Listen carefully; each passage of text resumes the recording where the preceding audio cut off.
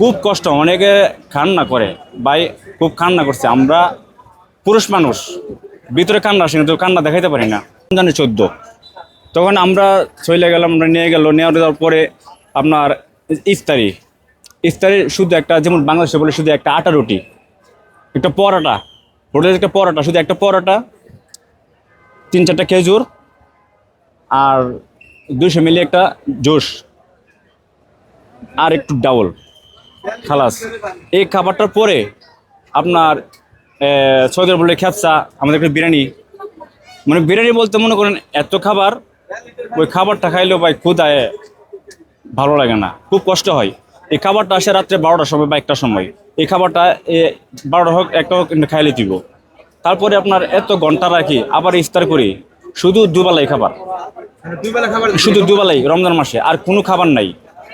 মানে খাবারের পরিমাণে এত কম, অনেক কম, খুব কষ্ট, অনেকে কান্না করে ভাই, খুব কান্না করছে। আমরা পুরুষ মানুষ, ভিতরে কান্না আসে কিন্তু কান্না দেখাইতে পারি না, বুঝছেন? বহুত কষ্ট হয়েছে আমাদের, মানে কষ্ট কথা কি বলবো, মানে বলার মতো কোনো ভাষা নাই, অনেক কষ্ট হয়েছে আমাদের।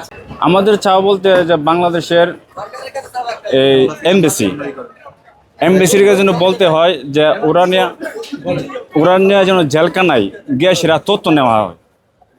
অন্য অন্য কান্ট্রি আছে সৌদি আরবের, মনে করেন ওই যে পাকিস্তানি, ইন্ডিয়ান, মানে অন্য অন্য কান্ট্রির লোক বা 7 থেকে 10 দিন, 7 থেকে 10 দিন যাচ্ছে, বেশি হয় না, সবার সফর হয়, কিন্তু আমাদের সফর হয় না, আমাদের থাকতে হয়। এর ভিতরে কোনো এমবেসির কোনো লোক দেওয়ার তথ্য নেয় না, যায়ও না।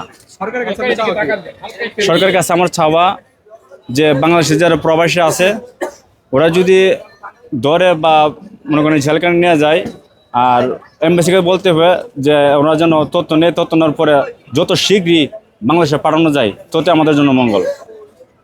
এটা আমাদের সরকারের কাছে চাওয়া।